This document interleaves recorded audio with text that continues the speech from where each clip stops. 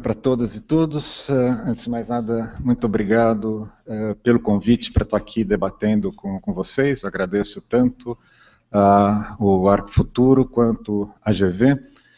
E ainda que o mote desse debate seja, mais especificamente, a questão da revisão da lei de parcelamento e ocupação do solo, o que me pediram que, de fato, eu encampei com bastante desejo é não focar o zoneamento e fazer uma fala um pouco mais abrangente da construção da política urbana do município, quase que querendo contextualizar onde o zoneamento entra em algo que é muito mais abrangente, muito mais complexo, que é a totalidade da política urbana que vem sendo feita nessa gestão.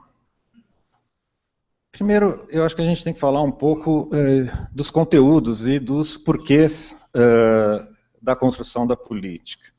O debate hoje, de fato, está muito acalorado em uma série de frentes, e se há um debate que está todo mundo antenado, é o debate econômico.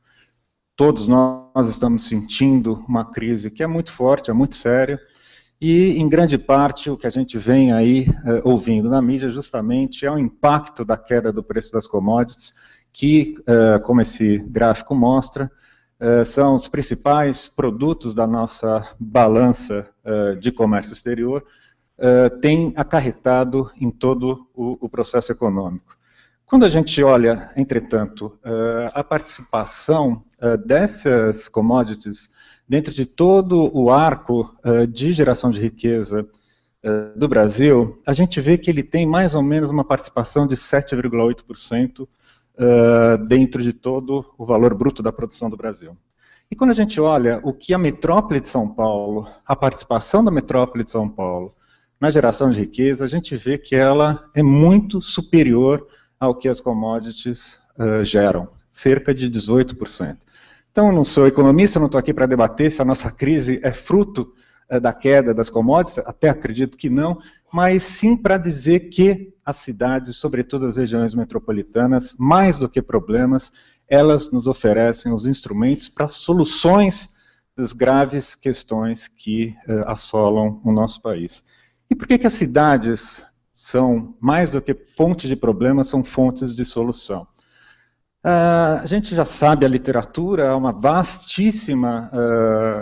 vastíssimo conjunto de livros e trabalhos acadêmicos falando da importância dos efeitos da aglomeração na geração de riqueza. Eu trouxe aqui um gráfico que ilustra um artigo do Edward Glaeser, que é um autor bastante conhecido aqui no Brasil, que justamente mostra esses pontinhos amarelos, que quanto maior a aglomeração de uma cidade americana, mais o número de patentes e de inovação se destaca, se eleva em relação à linha populacional. Portanto, os efeitos da aglomeração são fonte primária de todo o processo de geração de riqueza e de valorização daquilo que se produz no território.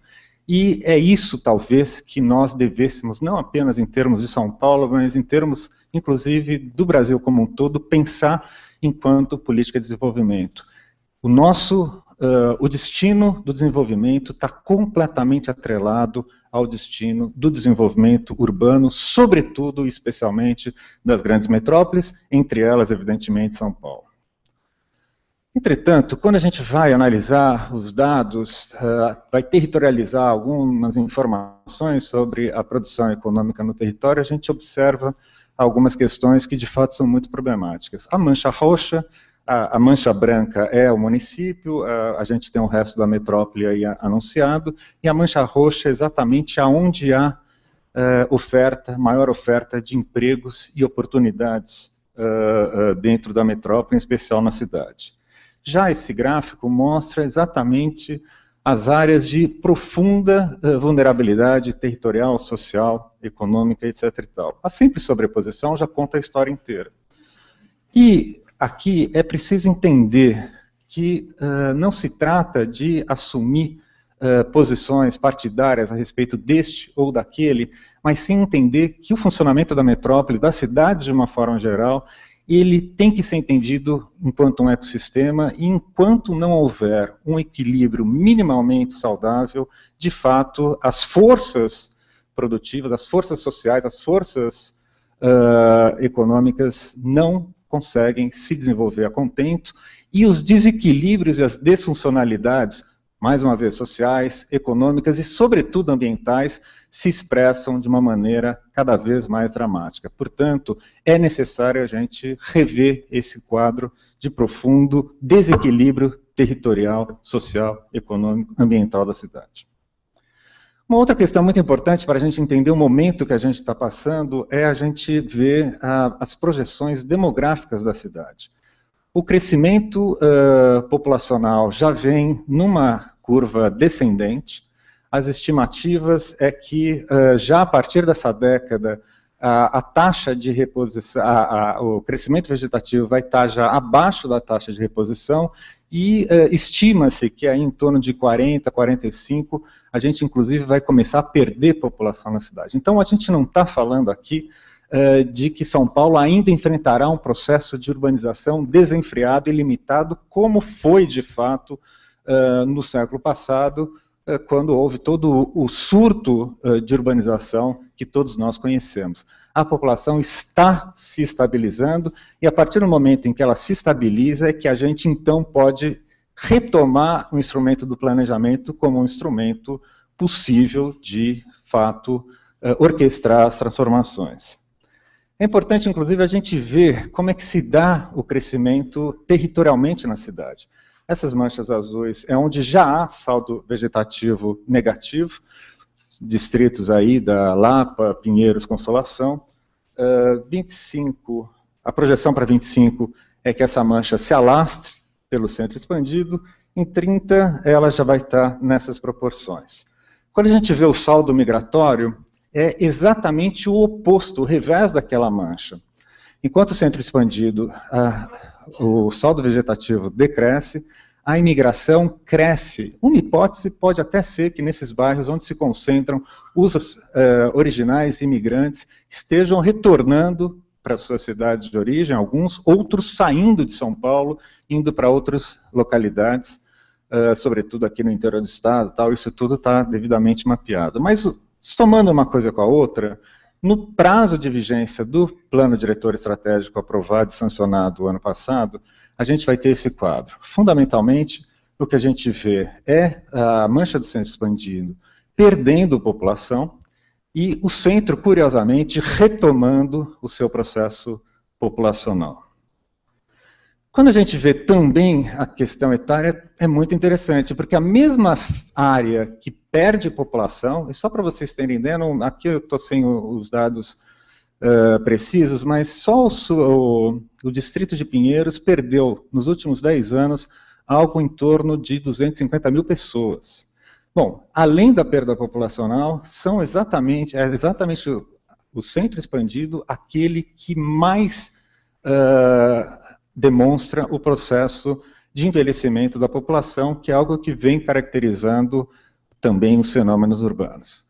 A gente não consegue pensar a questão do planejamento se a gente não entende também esse contexto, essa conjuntura demográfica. Até porque essa perda populacional nessas áreas, elas implicam num custo social gigantesco, porque são as áreas onde mais há, historicamente, investimentos públicos e privados, que, na verdade, não estão sendo super agora utilizados, mas, pelo contrário, subutilizados em algumas dimensões. E é difícil a gente, então, analisar, chegar à conclusão de que o acréscimo do tráfego é diretamente proporcional ao adensamento, porque exatamente nessas áreas onde o tráfego piorou muito, é que se perdeu população. Mais uma vez, são os desequilíbrios disfuncionais que caracterizam esses fenômenos e não os eventos que acontecem especificamente e isoladamente em cada um dos territórios. Por outro lado, a gente tem também um contexto muito importante que é de uma movimentação os movimentos sociais se fortalecendo, as demandas cada vez mais crescentes, que a gente está entendendo, e é uma análise talvez um pouco rasa, mas, enfim, só para a gente estar dentro desse arco de tempo que a gente tem, o que a gente está entendendo que, entre outras coisas, a ascensão de uma grande quantidade de pessoas a uma situação para além da linha de pobreza, traz consigo uma outra visão do que é o direito à cidade. Historicamente, o direito à cidade sempre foi entendido como direito à terra, o acesso à terra. E, entretanto, quando a gente vê, por exemplo, a bandeira do MPL, o passe livre, o grande pleito não é exatamente uma propriedade, mas sim a possibilidade de se movimentar por toda a cidade. Por quê? Fundamentalmente para poder ter maior liberdade de escolha e acesso aos bens e serviços urbanos. Há uma mudança de cultura urbana muito visível que a gente pode presenciar em toda a cidade.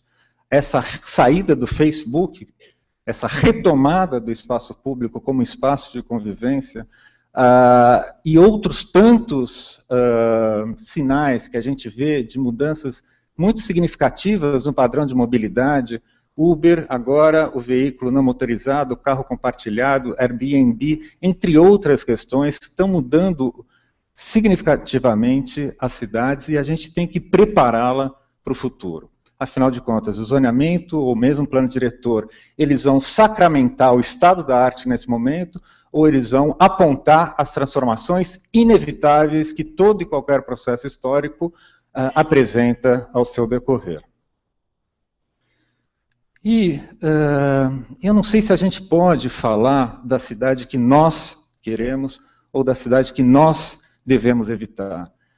Não porque seja difícil eu falar do que eu quero ou do que cada um de vocês quer ou não quer, mas porque é muito difícil a gente falar de quem é esse nós. Como caracterizar esse nós numa metrópole tão grande e complexa como São Paulo? Na verdade, são muitos eus. E mais do que debater, portanto, a cidade que queremos, acho que o verdadeiro ponto de discussão é a cidade que disputamos palmo a palmo. Afinal de contas, somos seres completamente territoriais. E é essa disputa que está em questão. E nenhuma cidade é resultado do que um eu quer, a não ser em processos tirânicos, evidentemente.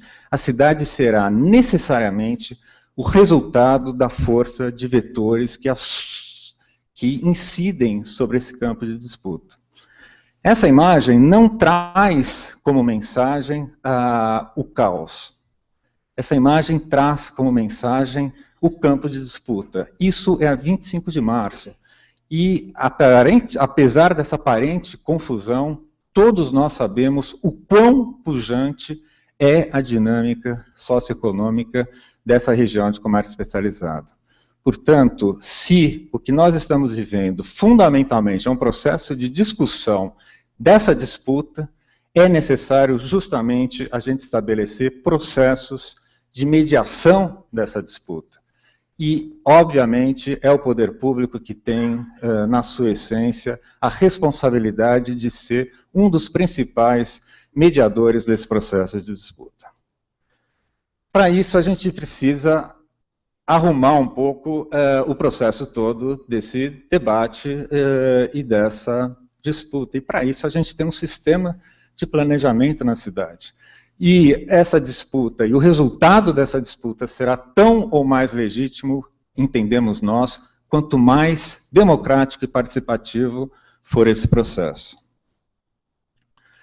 Nós temos já um sistema de participação bastante arraigado e nós fizemos já, desde o começo da gestão, mais de 200 audiências públicas. Essa imagem é da Conferência das Cidades, 10 mil pessoas nela, e evidentemente que há um limite nisso. Como é que você discute com 10 mil pessoas num auditório desse tamanho? A gente precisa, inclusive, rever as metodologias e os instrumentos de participação. E para se tornarem mais efetivos, evidentemente. E uma das questões que nós logo implantamos foi a criação de uma plataforma digital que ela tem se mostrado muito mais eficiente e tem tido uma abrangência muito maior inclusive do ponto de vista numérico, em relação aos nossos processos participativos. Nessa plataforma, que é o Gestão Urbana, vocês veem toda a política urbana apresentada, disponibilizada em dados abertos, etc. e tal.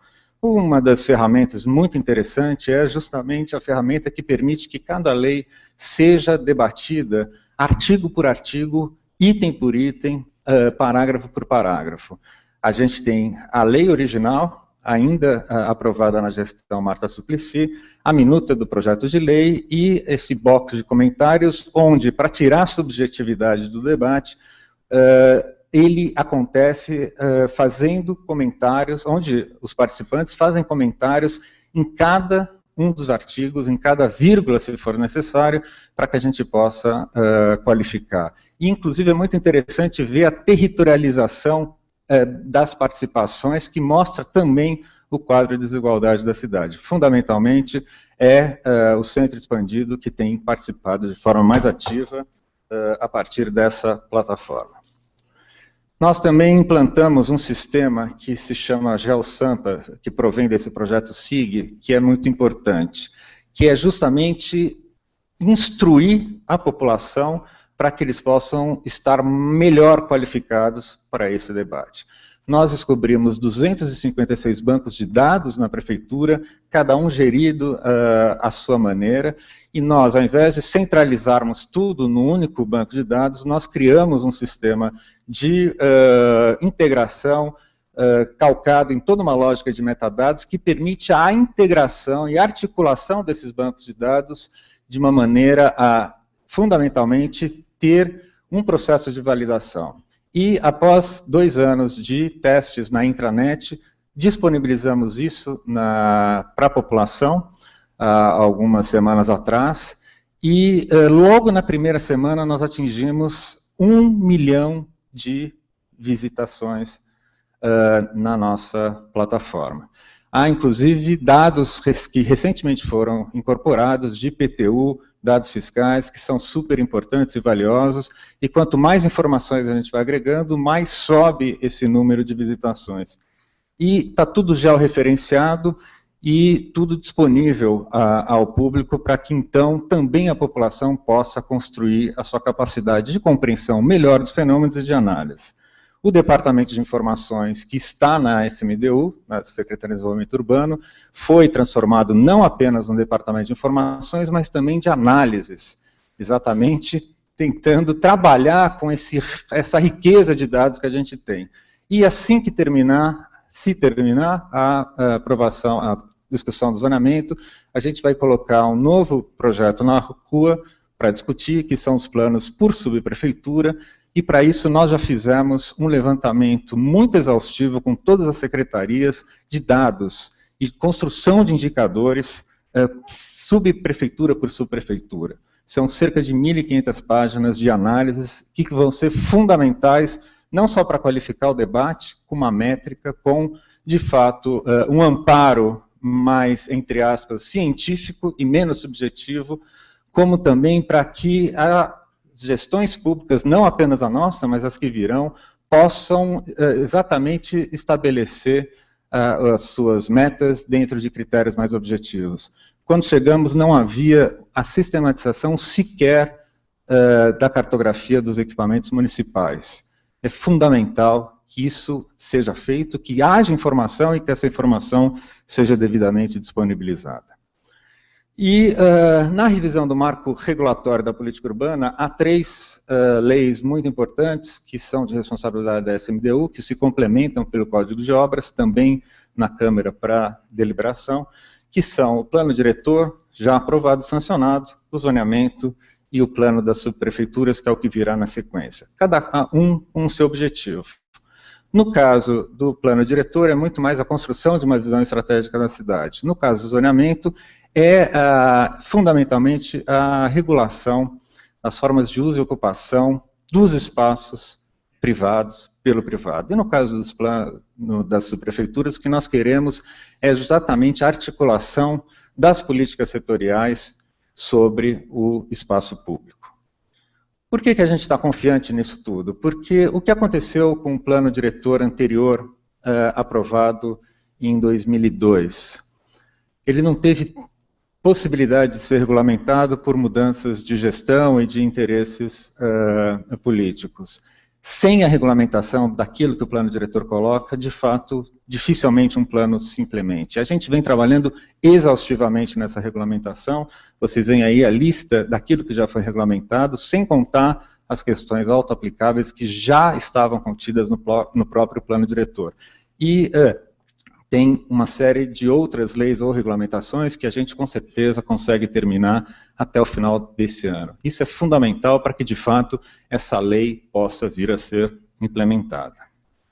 Em relação ao zoneamento, eu vou aqui só fazer alguns destaques que me parecem muito importantes, porque eu acredito que o vereador Paulo Frange vai falar mais especificamente dele na sua fala. Primeiro, foi um longo processo legítimo e participativo. Vocês veem aí os dados, não foram apenas audiências, foram concursos, foram relações com a universidade, diálogo com inúmeras entidades da sociedade civil, forças políticas, econômicas, etc., etc. A segunda questão muito importante é a simplificação. Esses dados estão desatualizados, porque são do processo ainda do Executivo, alguma coisa está alterada em função do processo no Legislativo, mas há uma simplificação muito, muito significativa, a redução de 51 leis em uma, e a redução de 629 artigos para 156 na etapa do Executivo, e que é muito importante para que os processos de entendimento e os processos de gestão por parte do poder público sejam mais facilitados em função disso. E, apenas do ponto de vista geral, o zoneamento ele coloca 3 grandes grupos de zonas. As primeiras são aquelas zonas que se quer preservar e se deve preservar em graus evidentemente diferentes, áreas de preservação radical, como Cantareira, e há áreas de maior ou menor possibilidade de uso. Há aquelas áreas que são as áreas fundamentalmente constituídas pelos bairros da cidade, que a gente entende que nenhum bairro é completo, nenhum bairro acabado. A gente quer também, em intensidades diferentes, evidentemente, qualificar do ponto de vista da melhoria da qualidade de vida, obviamente, dos seus cidadãos.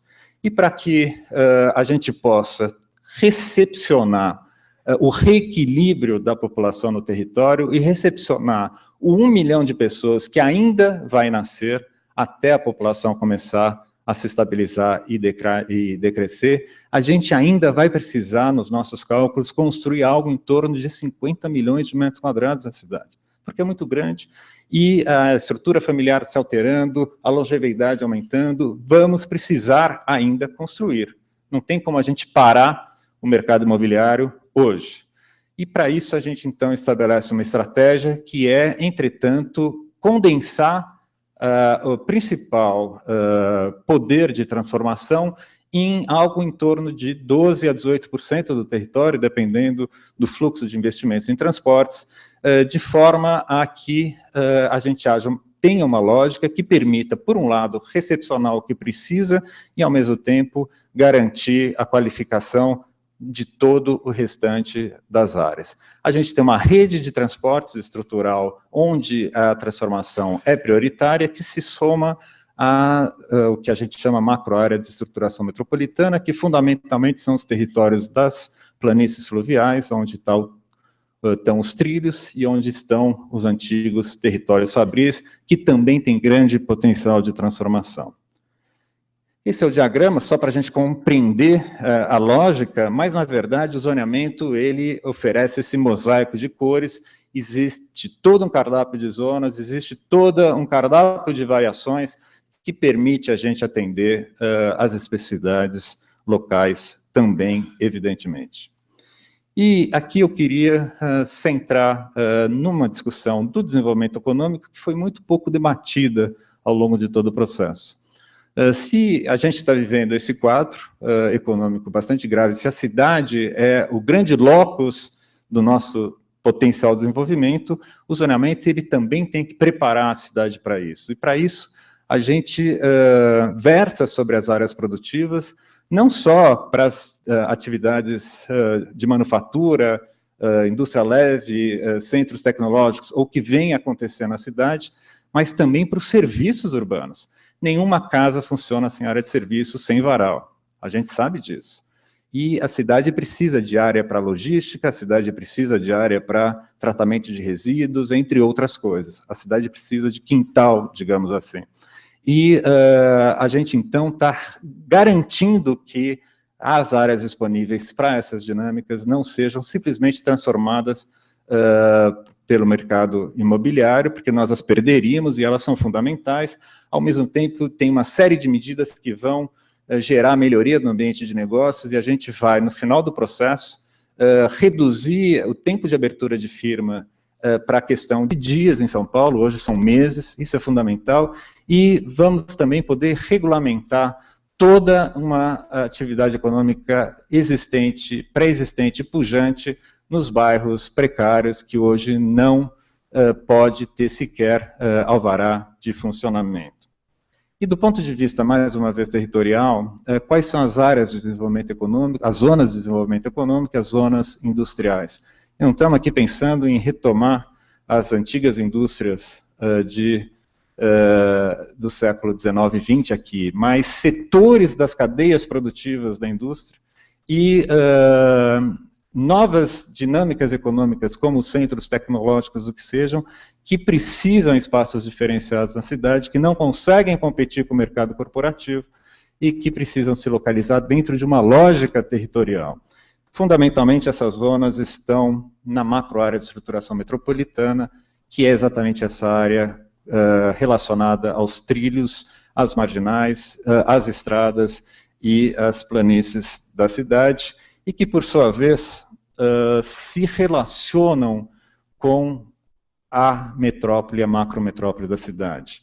O que a gente vê aqui claramente é que essa macroárea ela é uma pecinha de articulação de todos os eixos rodoviários e ferroviários que organizam todo o fenômeno macrometropolitano. O ano passado, o governo federal sancionou uma lei, que é o Estatuto das Metrópoles, que obriga que as metrópoles façam seus planos. A responsabilidade primeira é do governo do estado, entretanto, de ser feita com os municípios de cada região metropolitana. Já começamos os trabalhos, os 39 municípios mais o governo do estado, e a contribuição da Prefeitura de São Paulo nesse debate é exatamente a compreensão das relações territoriais, sociais e econômicas que a macroárea de estruturação metropolitana tem com toda essa região, porque sabemos que se São Paulo se desindustrializa, por outro lado, todos os serviços que amparam a produção industrial em torno da região tem São Paulo como seu epicentro, e sem entender essas relações, a gente não consegue entender o desenvolvimento dessa região, que é responsável por quase 30% do PIB de todo o país. Projetos.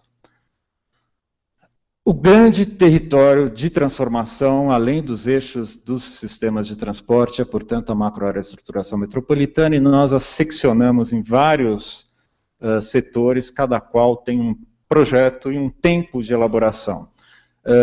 Enviamos já o projeto de lei da Bairros do Tamanduateí, que está na Câmara, já fizemos a revisão da Operação Urbana Faria Lima, temos o projeto de lei também da Água Branca, temos o projeto de lei da Águas Espraiadas também enviado à Câmara, assim como projetos importantes de estruturação, tanto da Zona Leste, quanto do chamado Arco Tietê, cada qual no seu tempo. São projetos muito complexos, eu não vou entrar no mérito, não temos tempo para entrar neles, mas o que é importante é que a gente traz aqui uma inovação no processo de planejamento, onde a elaboração de um projeto é aquilo que engatilha as transformações possíveis, inclusive as mudanças de parâmetro, e que elege os instrumentos disponíveis na política urbana, no marco regulatório, para a sua transformação. E o nosso grande esforço vem sendo mudar uma cultura de projetos, que sempre foi, tanto no município quanto na academia, de desenho de territórios, de espaços, e não de estruturação, onde, de fato, questões regulatórias, questões financeiras, de modelagem econômico-financeira, questões espaciais, questões participativas e de gestão, constituam um único campo, e este campo é que é o campo de projeto com P maiúsculo, exatamente. Isso é uma mudança de cultura muito importante para a gente encaminhar, senão vai cair exatamente naquilo que o Porquê nos colocou no seu pequeno vídeo. Para a gente fazer um projeto, a gente precisa de recursos, como a gente vai garantir esses recursos e como a gente vai ter os instrumentos legais para que a gente possa efetivamente implantar as políticas. E, só para acabar, eu quero falar rapidamente de um projeto, que é um projeto importante, que é concreto, está acontecendo, e ele é simples, é fácil da gente em 2, 3 minutos explicar, mas que ele condensa a essência das nossas políticas, que é exatamente o fomento da cadeia da agricultura orgânica nas bordas da cidade. As bordas da cidade são aquelas que mais sofrem a pressão do espraiamento urbano, sobretudo dos setores informais, e é onde a gente está com as nossas áreas de produção de água. Não pode, simplesmente não podemos manter esse processo nefasto para todos nós e não apenas para aquela região. Como é que a gente faz isso? Porque no passado o que aconteceu foi a aprovação de leis que simplesmente diziam é proibido pisar na grama. Mas a gente sabe que uma plaquinha dizendo que é proibido usar não é suficiente para evitar que se use. Então a gente precisa de estratégias para que talvez a gente retome o valor dessas áreas, de forma que seja mais o valor de uso, de forma que seja mais rentável para aquele proprietário fazer outras atividades compatíveis com as áreas de proteção, que sejam mais rentáveis do que ele fechar os olhos para uma urbanização ilegal e informal. Onde e como a gente vai estabelecer esse outro equilíbrio é que é a questão. E qual pode ser uma estratégia possível? E o que a questão da segurança alimentar tem a ver com tudo isso, por exemplo? É dramático o crescimento da obesidade. A obesidade, ela cresce sobretudo entre as camadas mais populares, por má alimentação. E o que isso tem a ver com, por exemplo, com uma estratégia de contenção do espraiamento urbano? A gente tem hoje cerca de 170 mil pessoas morando na zona rural, já produzindo algo de 5 mil hectares, e pessoas com uma renda muito baixa. O plano diretor, ele trouxe essa zona rural de volta, que parece até um anacronismo. O que é urbano e rural hoje no século XXI? Mas por um simples fator. Para que essas populações pudessem ter acesso a linhas de financiamento federal que existem e não são gastos na sua totalidade, era necessário recompor a figura legal da zona rural. Com isso, a gente estabelece, então, acesso a linhas de financiamento. Mas não basta apenas ter dinheiro para produzir. Eu preciso de mercado e acesso ao mercado. E, curiosamente, a prefeitura pode ser parte substantiva do mercado. A prefeitura é responsável por 2 milhões de merenda por dia, somente na rede de ensino, sem contar a rede de saúde pública. Portanto, a prefeitura tem capacidade dela de fazer uma política de mercado que fortaleça e que estabeleça os links necessários com os produtores. E não é pouco dinheiro aquilo gasto pela prefeitura, e há leis que estão permitindo a prefeitura gastar até 30% dos valores em orgânicos, ainda que mais caros. Nós assumimos o governo comprando 1% e já estamos em 30% de todo o consumo em orgânicos na cidade de São Paulo, e é um valor considerável para a gente estar pensando. E para isso a gente começou, então, para fortalecer tudo isso, a desenhar a cadeia de valor da agricultura. Nós estamos tentando entender de uma forma bastante rudimentar, até porque não somos economistas, ainda que trabalhemos com economistas e produtores agrícolas em conjunto. E dentro desse desenho dessa cadeia de valor, nós inclusive estamos pensando em como criar circularidades, que foi inclusive um dos temas de um evento recente do Arquifuturo, dentro dessa cadeia, e é impressionante a quantidade de resíduos orgânicos gerados em São Paulo, e nós agora começamos a operar uma primeira usina de compostagem dos resíduos das feiras. Isso já começa a ser encaminhado diretamente para os produtores rurais. De maneira que a gente começou a entender em todas as secretarias, onde haviam programas, ações, projetos, leis, o que fossem, que se relacionassem de uma certa forma com essa cadeia, e a gente começou a preencher esses espaços, identificar gargalos e começar a ver como a gente podia superar esses gargalos. E para isso começamos a identificar algumas leis e a aprovar outras leis e decretos que, na sua totalidade, nos permitem, de fato, efetivar essa cadeia. E o desenho, nesse momento, dessa cadeia é esse. Esses retângulos cinzas são exatamente os retângulos que entram, que aqui não ia ser visível, todas aquelas leis que transformam esse projeto em uma questão concreta. O que é importante nesse diagrama? Se vocês forem reparar onde são os pontos de maior conexão, vocês vão ver que o primeiro é terra e o segundo é transporte. Questões que são fundamentalmente insumo de uma política urbana.